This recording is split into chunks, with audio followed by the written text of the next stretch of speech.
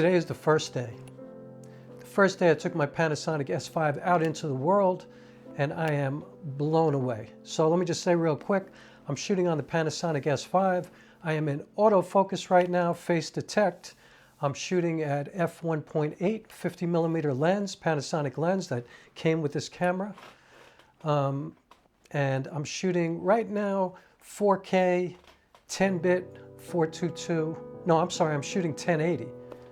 422, 10-bit.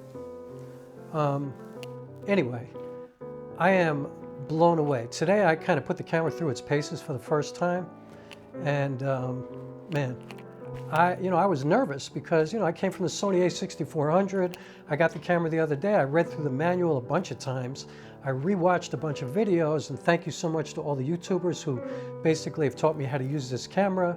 But I realized today I had a great foundation starting from my LG V40 phone, making a feature film, working with the Sony a6400 for the past year and a half, 2 years, and now moving up to this camera because I'm about to shoot another film, and I wanted more low light capability. I wanted, the dynamic range. I wanted all the things that a full frame camera could give me. And at first I thought, I just can't do it because I want the Sony a7S III, and it's way out of my range. I just couldn't do it. And then I started to learn and watch and read about the S5, and I'm like, maybe I should go learn a new language and look at this Panasonic camera. And it is another language. Now let me just say this too.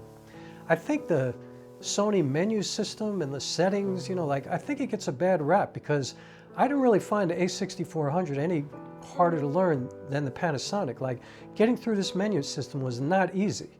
I guess partially because there's a lot of stuff in here that I had never seen before in my camera, obviously, because this camera has so much more capability than what I'm used to using. But still, I find it like, it's not so bad, the Sony. I didn't find it that difficult to learn how to use it.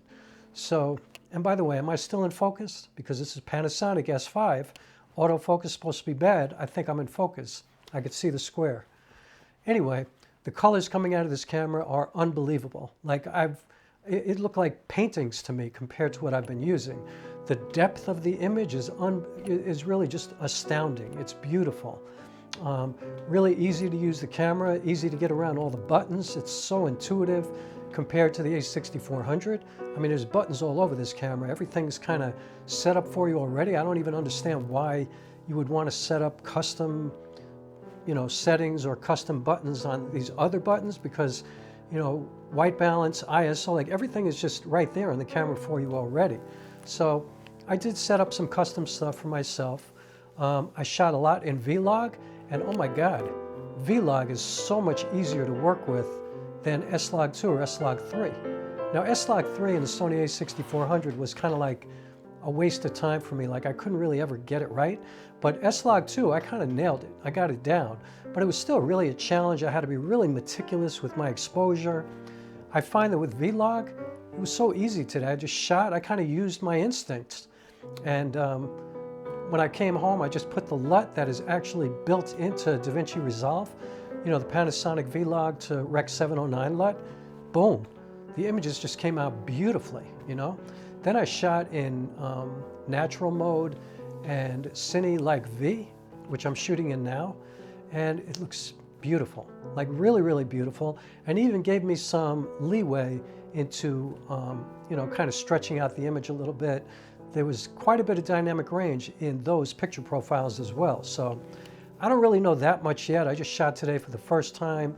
It's kind of weird shooting with a new camera, a new body, but it was much easier than I thought it would be. I was kind of nervous, but now I'm just very excited. And I will say one thing. I kind of enjoy the flip up screen more than the flip out screen that I have now.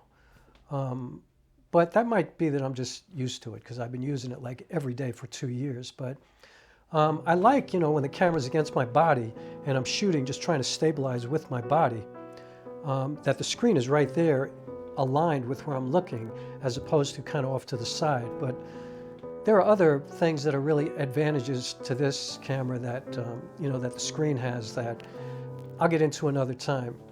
But amazing. I mean, I am so happy I made the move and got this camera instead of getting the Sony FX30. And yeah, I used the viewfinder quite a bit today because it was an incredibly bright day.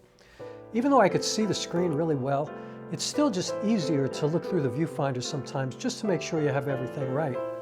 And so just for that alone, that's pretty much why I chose this camera. But I got to tell you, I'm really excited to get into anamorphic mode, and the fact that I can do that in the camera here is amazing to me. So I'm really looking forward to getting some anamorphic lenses. Right now I only have this 50mm lens. I just bought an adapter so I can adapt my Minolta vintage lenses that I have, and I might buy the 20-60 kit lens, but I'm kind of looking at some other things, but I definitely need a wider lens for this camera. But I'm not trying to spend another, $1,500 or something like that. So we'll see what I get. But initially, first day out on the street, so beautiful, exceeded my expectations. The colors were like, is that even real? But I got to tell you, the colors are kind of exactly what I saw. Like, I could never get these images from the Sony a6400. Like, there's no way. I could get close. And don't get me wrong, I am in love with the Sony a6400. Once I really learned how to use S-Log2, I felt like I got a new camera. Like, it was so much more amazing than it was even initially, which was amazing to me. But this camera, I guess full frame really is a big difference. I guess 10-bit is a huge difference. And yeah, I'm really happy. So I'm about to start this new film in about a month and a half, as soon as the weather gets bad.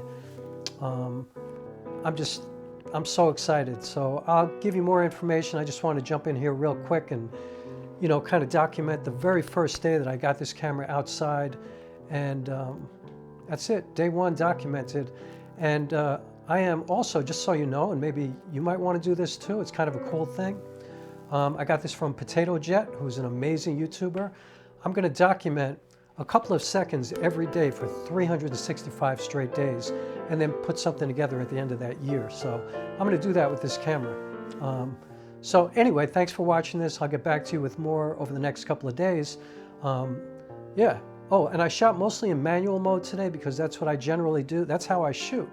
But I noticed that the autofocus seemed to work really well. So I don't know. I don't know what people are really looking for when they want reliable autofocus, because I don't care what anybody tells me. If you're shooting a movie, like something serious or a documentary or a wedding or anything that is really important that you can't mess it up, you ain't relying on autofocus. You're not doing that. I don't care what anybody says. I don't believe it.